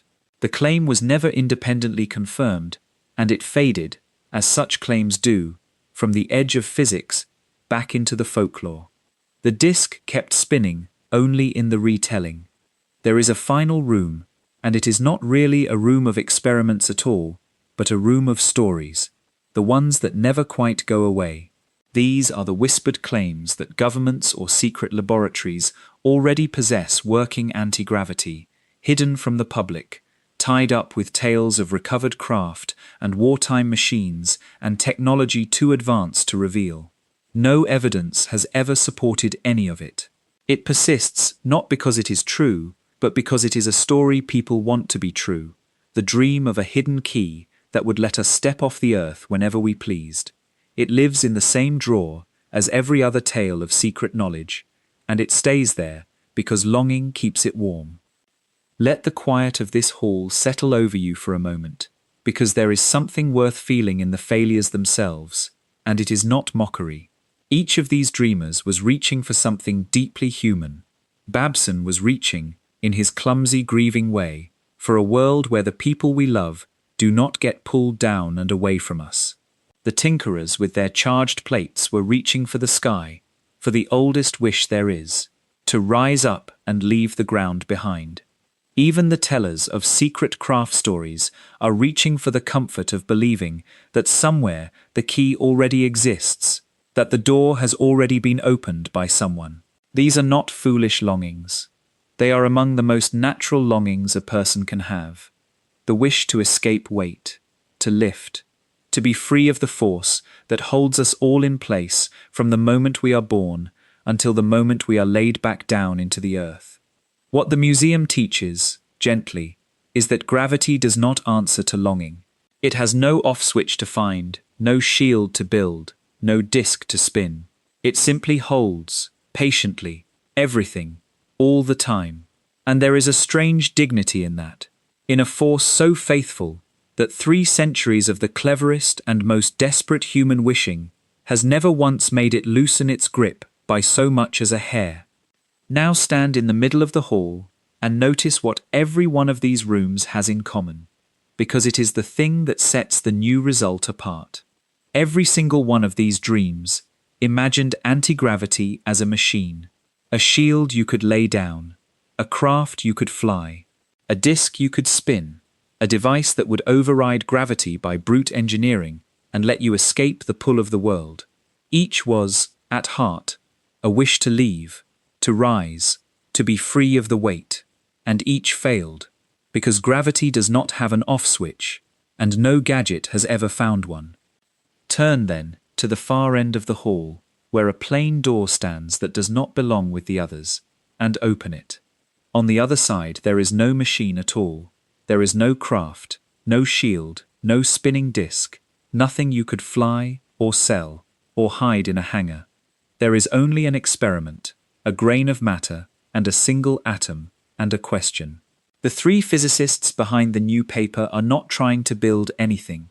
They are not trying to escape gravity, or lift a payload, or reach the stars. They want to know one thing. They want to know what gravity is. Their wrong-way push is not a propulsion system. It is a witness, a way of making the gravitational field confess its own nature. It is not a machine. It is a question.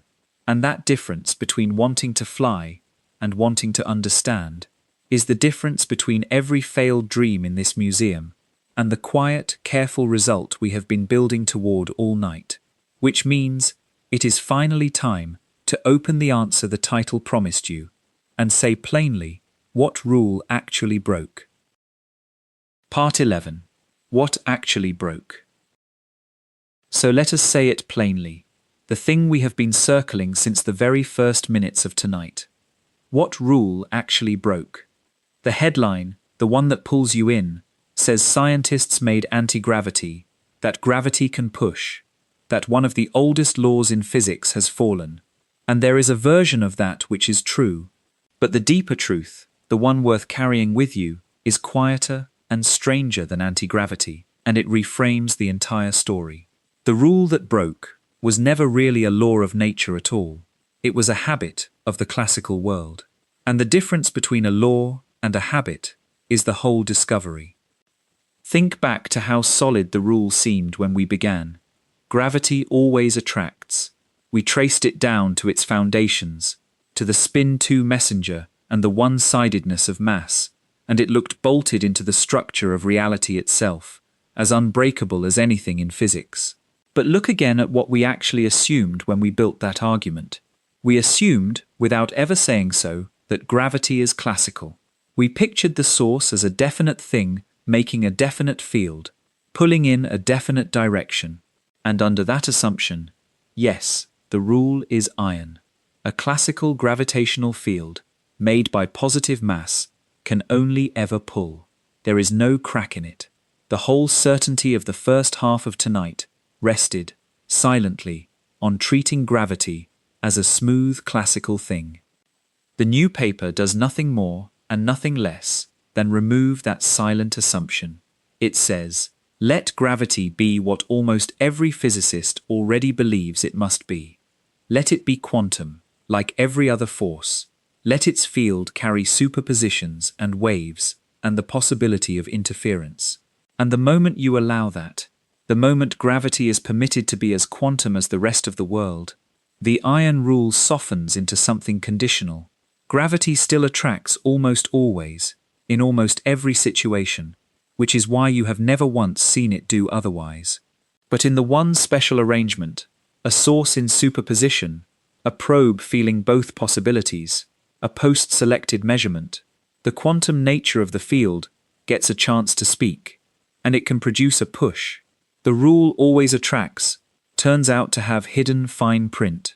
It should have read, always attracts, as long as you never let gravity be quantum. And we never had, until now, the tools to test the fine print. This is why the honest way to describe the result is not that the universe broke a rule. The universe did not change. Gravity is doing tonight exactly what it has always done. What changed is our understanding of what the rule ever was. We mistook a habit of the classical world for a law of nature. For 340 years, since Newton wrote it down, we watched gravity attract and attract and attract, and we concluded that attraction was its unbreakable essence. But it was never the essence. It was the appearance of a quantum field that we only ever met in its classical disguise, in situations too large and too warm for its quantum face to show. The push is not gravity betraying its nature. The push is gravity, for one post-selected instant, finally showing us the nature it had all along. I have to be as honest about the limits of this as I have been about the wonder of it, because sundown science does not sell you a result without its fine print, and this result has a great deal of fine print. Remember first that this is a proposal. No one has yet seen the wrong way push in any laboratory. What exists is a calculation, a proof on paper that the push would appear if gravity is quantum, together with an estimate of what it would take to look. And that estimate is sobering. To run the experiment, you would need to place a source mass of around 20 micrograms, 20 millionths of a gram, into a quantum superposition of two positions. That does not sound like much. A 20 microgram speck is smaller than a grain of dust. But in the quantum world, it is astronomically heavy. The largest objects we have ever managed to place in this kind of superposition are molecules made of a few thousand atoms, and more recently, small nanoparticles, things vastly smaller than a speck of dust. The gap between what the experiment needs and what we can currently do is roughly a factor of 2 million. The source would have to be about 2 million times more massive than anything we have ever held in superposition, and every extra bit of mass makes decoherence fight that much harder to destroy the superposition before you can even begin. It helps to see how far the record for this kind of superposition has actually come, because the progress is real, even though the destination is still far off. In the closing years of the 20th century, physicists managed for the first time to send whole molecules, soccer ball-shaped cages of carbon containing 60 atoms, through a version of the double-slit experiment, and watch them interfere with themselves, each molecule genuinely passing through more than one path at once. That was a landmark, because a molecule of 60 atoms is enormously larger than a single electron, and many had doubted such a big object could be kept quantum. In the years since, the record has been pushed further, to molecules built from a few thousand atoms, elaborate custom-made structures with tens of thousands of times the mass of a hydrogen atom, still made to interfere, still caught behaving as spread-out quantum waves. Alongside this, physicists have learned to cool tiny mechanical objects and levitated nanoparticles down toward their quantum ground states, coaxing ever larger things toward the edge of quantum behavior. Every one of these is a genuine triumph, and every one of them is still vastly, almost laughably smaller than the 20 microgram grain the repulsion experiment would require. The distance already traveled is real. The distance remaining is measured in factors of millions. Both facts are true, and holding them together is the honest way to feel where this proposal actually stands. So this is not an experiment anyone will run next year, or likely for many years. The physicists themselves note the levers that could, in principle, close the gap. If we learn to keep superpositions alive longer, holding back decoherence, the required mass could fall. If we learn to measure the tiny forces on the probe more precisely, the required mass could fall. If we learn to resolve smaller distances between source and probe, the required mass could fall. Progress on any of these fronts chips away at the 2 million. But no one should pretend the number is small.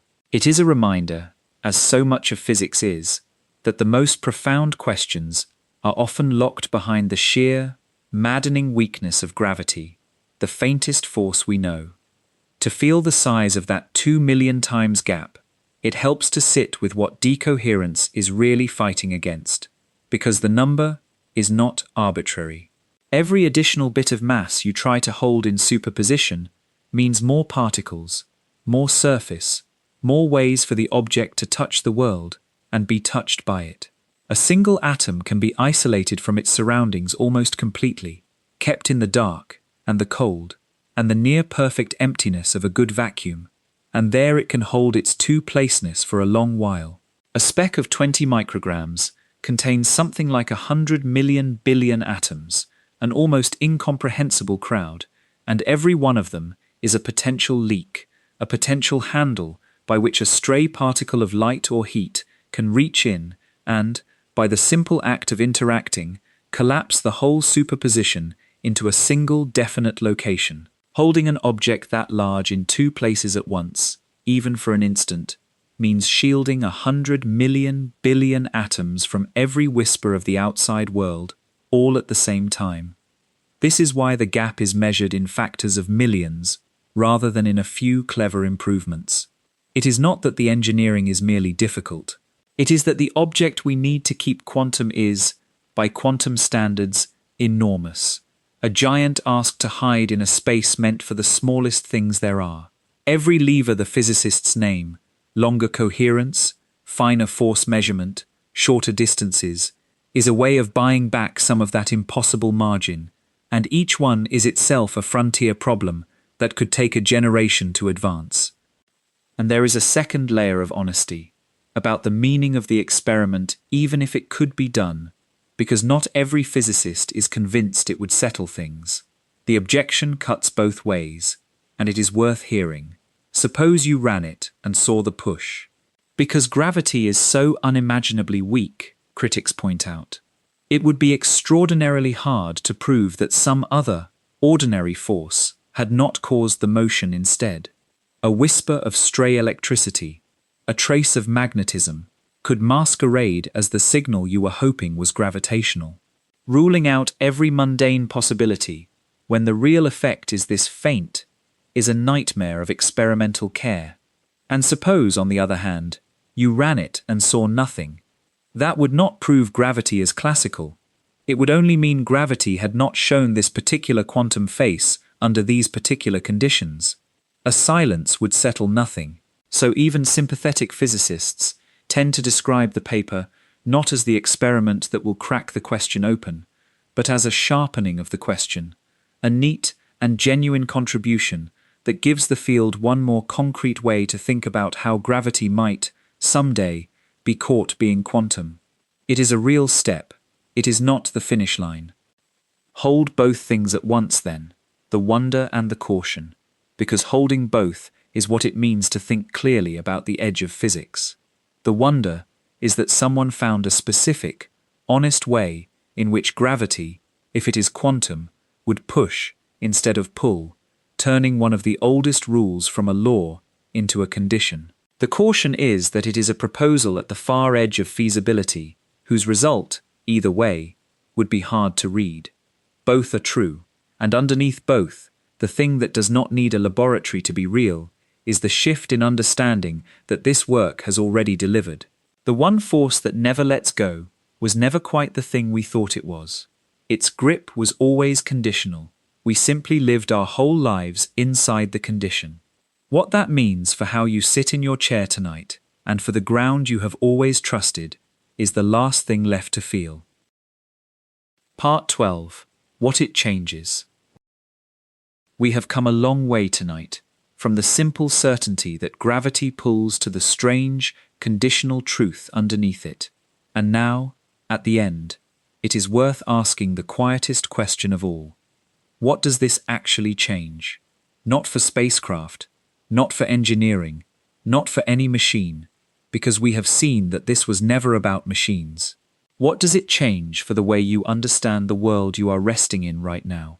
The answer is not loud, but it reaches deep, and it is the kind of thought best carried gently into sleep. Consider what it would mean if the wrong way push is ever seen, if gravity is confirmed to be quantum. Gravity is not just one force among several. Gravity is the shape of space and time themselves. It is the stage on which everything else happens, the smooth backdrop against which every particle moves and every event unfolds. Every other force plays out on top of space-time. Gravity is space-time, curved and flexing. And for 100 years, we have known that everything on the stage, every particle, every ray of light, every force but this one, is quantum, uncertain, capable of superposition and interference. The only thing we could never confirm was the stage itself. Gravity has been the last classical holdout, the final smooth thing in a world we otherwise know to be made of restless, probabilistic quantum stuff. If gravity is quantum, then the stage is made of the same material as the actors. The smooth space-time you trust to hold you down, the definite floor beneath your definite chair, would be, underneath, as uncertain and interfering and superposable as a single electron. It would mean there is no classical bedrock anywhere, no final solid thing beneath the quantum froth. All the way down, from the particles in your hand to the space-time they move through, the world would be one continuous quantum fabric, with no smooth foundation hiding at the bottom. The ground you have leaned on your entire life, in the most literal sense, would turn out to be quantum ground. I do not say this to unsettle you, and I want to be careful here, because there is a way to hear this that is frightening, and a way to hear it that is closer to peace. The frightening way is to feel that nothing is solid, that the floor might drop away. But that is not what the physics says. The floor is not going anywhere.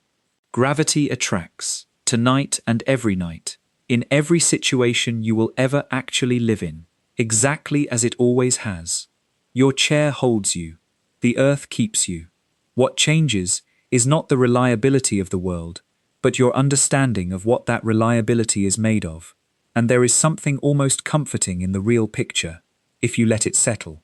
It means the universe is not divided against itself, not half quantum and half classical, two rulebooks that will never close. It means there may be, in the end, a single kind of stuff, a single set of rules, running from the smallest particle all the way up to the shape of space itself. The contradiction that has haunted physics for a century might dissolve into a deeper unity, one law where we thought there were two. It is worth noticing how often the history of physics has moved in exactly this direction, from what looks like two separate things toward the discovery that they were one thing all along. For a long time, people thought electricity and magnetism were different forces, one living in lightning and static, the other in lodestones and compasses, until it turned out they were two faces of a single thing, electromagnetism, and that light itself was a ripple in that unified field. People once thought the physics of the heavens, the motion of planets and moons, was a separate matter from the physics of the earth, the falling of apples, until Newton showed that the same one law of gravity governed both, that the moon is simply always falling. Again and again, the boundary between two domains has turned out to be a seam we could eventually dissolve, revealing a deeper unity underneath. If gravity is quantum, then this new paper points toward the largest such unification of all, the joining of the quantum world of the small and the gravitational world of the large into a single fabric with a single set of rules. The two rule books that will not close might, in the end, be one book we have not yet learned to read. That is not a frightening prospect. It is the oldest and most hopeful pattern in all of science, the slow discovery that the universe is more unified, more of a single piece, than our divided understanding of it first suggested. There is a phrase I used near the beginning of tonight, and I want to return to it now, because its meaning has quietly changed. I called gravity the one force that never lets go. That was true, and it is still true, and yet you can hear it differently now. It was never that gravity could not let go. It was that we had only ever met gravity in the classical world, where letting go was not on the menu. The one force that never lets go was really the one force whose quantum face we had never seen, holding us not because it must, absolutely and forever, but because it almost always does, in the warm and heavy world where we live. The grip was real. The grip was also conditional. And learning that a thing you thought was absolute is instead conditional is one of the oldest and most humbling experiences in all of science. This is, in a way, the most Sundown kind of ending there is, because it asks nothing of you but a small shift in how you hold a familiar fact. You do not have to memorize an equation or picture a 10th dimension. You only have to let one word change. The rule was not a law. It was a habit. And once you have heard that, you cannot quite unhear it. The next time you drop something and watch it fall, some quiet part of you may notice that the falling is not the whole truth about gravity, only the truth about gravity in the warm, classical world where you happen to live.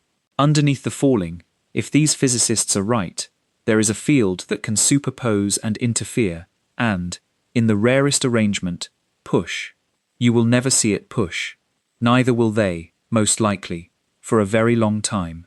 But knowing it is possible, knowing that the certainty had fine print all along, is a small permanent change in the texture of the world, and it costs you nothing but a moment's attention to keep. That is what these three physicists really offered, when you strip away the word anti-gravity and the headlines about pushing gravity. They did not build a machine to lift us off the earth. They found a question and a way to ask it, and in the asking they revealed that the oldest rule about gravity was a habit rather than a law. Whether the experiment is ever done, whether the push is ever seen, whether it settles the matter or only sharpens it, the reframing is already ours to keep. Gravity, the fabric of space and time, the force touching every single moment of your life, may be quantum all the way down, and the smooth certainty you have always leaned on is a certainty with fine print we are only now learning to read. So as you lie there, feeling your own weight pressing gently into the bed, the quiet pull of an entire planet holding you exactly where you are, you can let one strange and beautiful thought keep you company. That pull, so steady and so sure, so much the very definition of what is solid and dependable, may be woven from the same uncertain, shimmering, interfering threads as everything else in the universe. The force that never lets go may be quantum, and its grip on you, tonight, is the touch of a mystery that reaches everything and hides from every measurement. A mystery physicists are only just learning how to ask about. Rest in that. The ground will hold you. It always has. And what it is made of, at the very bottom, is a question the universe is only beginning to let us ask. Sleep well, and let gravity, quantum or not, keep you gently where you belong.